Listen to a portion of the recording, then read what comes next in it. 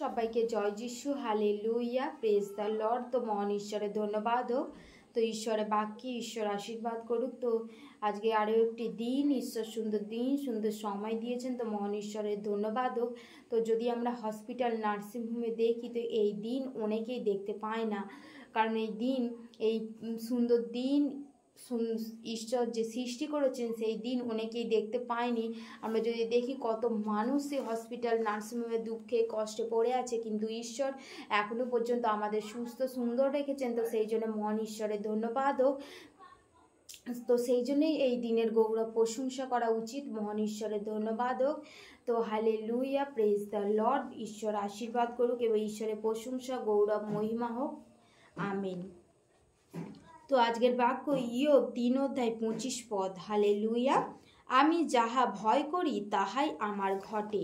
Hallelujah. ঈশ্বরের বাক্য কি বলছে? আমি যাহা ভয় করি তাহাই আমার ঘটে। তো দেখো, যখন আমরা ঈশ্বরে বিশ্বাসী কিংবা আমরা অন্য জগতেও বিশ্বাসী, ঈশ্বরের বাক্য বলছে কি যে আমি যেটা ভয় করি, আমরা যখন ঈশ্বরের কাছে প্রার্থনা করি সেই বিষয় কি ঈশ্বরের কাছে ভাড়াবার দিয়ে রাখি। তো প্রথম পিতরে কি বলছে ঈশ্বরের বাক্য? যে শয়তান গর্জনকারী সিংহের ন্যায় কাহাকে গ্রাস করিবে তার অন্বেষণ করিয়া বেড়াইতেছে এবং সূঁচের ছিদ্র খুঁজছে যে কাহাকে তিনি গ্রাস করবেন। হালেলুয়া। সেরকমই আমরা যখন ঈশ্বরের উপর বিশ্বাস থাকি, তখন শয়তানও কি করে না, আমাদের জীবনে সংকট দেওয়ার জন্য সে তৈরি হয়ে থাকে। আর ঈশ্বর সেই প্রার্থনার দ্বারা আমাদেরকে সুস্থ করেন। যখন আমি যেই জিনিসটা ভাবি, তো তখনই শয়তান বলে চল ওখানে গিয়ে প্রবেশ করি।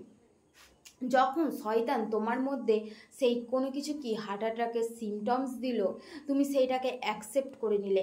আমি যদি বলি আমি কিভাবে অ্যাকসেপ্ট করলাম, হয়তো তোমার শরীরের মধ্যে কোনো কিছুর জন্য গ্যাস কিংবা অম্বলের জন্য, কোনো কিছুর জন্য, অ্যাসিডের জন্য তোমার শরীরের মধ্যে হয়তো কোথাও কিছু হচ্ছে, কিন্তু তুমি সেইটাকে তুমি মনে মনে সেই বিষয়টাকে তুমি মনে মনে ভেবে নিলে যে আমার এই রোগটা হয়ে গেল নি। তো শয়তান কি, শয়তানও চতুর চালাক। শয়তানও কি না, ঈশ্বরের কাছে থেকে থেকে শয়তানের কাছেও কি সেই অভিষেক আছে, সেই অভিষেক শয়তানের কাছেও আছে। তো সেই জন্য কি সেই শয়তানও আমাদের জীবনে রোগ সমস্যা দিতে পারে।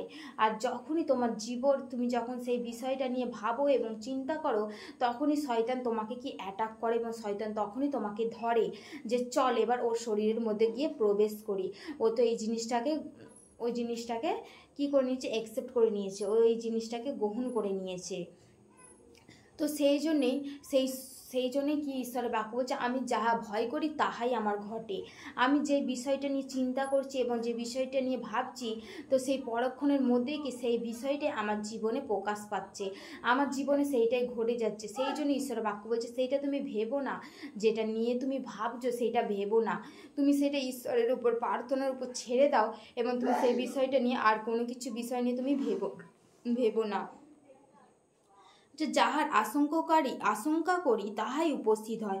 বলছে যেইটার আশঙ্কা করি, যেইটা নিয়ে ভাবি, যেইটা হবে বলে ভাবি যে এইটা এবার আবার হবে না, তো এই যে সমস্ত আমাদের জীবনের রোগ হয়তো ঠিক হয়েছে, আমরা ঈশ্বরের উপর প্রার্থনা করে আমাদের ঠিক হয়েছে, কিন্তু আবার আমরা কি ভাবি, যখন আমরা প্রার্থনায় দুর্বল হয়ে যাই, এইটা কি সম্ভব, আমাদের কি হয় না সে ওষুধের ওপরে বেশি বিশ্বাস থাকে, কারণ সেইটা আমি পয়সা দিয়ে কিনে নিয়ে আসি, আমাদের ওষুধের ওপর বিশ্বাস থাকে বেশি, কিন্তু আমরা ঈশ্বরের উপর নয়। যখন আমরা লাইনে দাঁড়িয়ে থাকি ঘন্টার পর ঘন্টা একটা ডাক্তার রুগী দেখার জন্য, যখন 300 টাকা, 400 টাকা, 500 টাকা পর্যন্ত ফ্রি নেয়, তখন আমরা আরামসে বের করে দিই, কারণ এইটা জানি আমরা ঈশ্বরের এটা তখন আমরা জানি কি আমরা ডাক্তারের কাছে যাচ্ছি, আমাদের ওষুধকে কিনে খেতে হবে এবং কষ্ট করে খেতে হবে।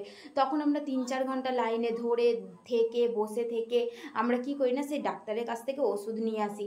কিন্তু আমরা যখন ঈশ্বরের মণ্ডলী আসি, আমরা 2 ঘন্টাতেই কি অস্থির হয়ে উঠি, হাঁপিয়ে উঠি যে এতক্ষণ, তখন আমরা কি হাঁপিয়ে উঠি, কিন্তু আমরা আমাদের ধৈর্য নেই, কারণ সেখানে তো বিনামূল্যে, কারণ ঈশ্বরের বাক্য বলছে কি যে তুমি বিনামূল্যে পেয়েছো এবং বিনামূল্যে দান করো।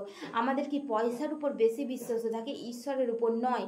যখন আমরা সেই টাকার উপর থাকি, যখন আমরা কোনো কিছু জিনিস কিনে নিয়ে আসি তখন আমাদের বেশি সেই জিনিসটা কি হয়, সেই জিনিসটা বেশি আমাদের মর্যাদা দিতে ইচ্ছে করে যে এইটা আমরা কিনে নিয়ে এসেছি, এইটা অনেক মূল্যবান। কিন্তু আমরা যখন ঈশ্বরেতে থাকি তখন আমাদের সেই জিনিসটা অতটা মূল্যবান মনে হয় না, কারণ কি আমরা সেই জিনিসটা আমরা কি বিনামূল্যে পেয়েছি।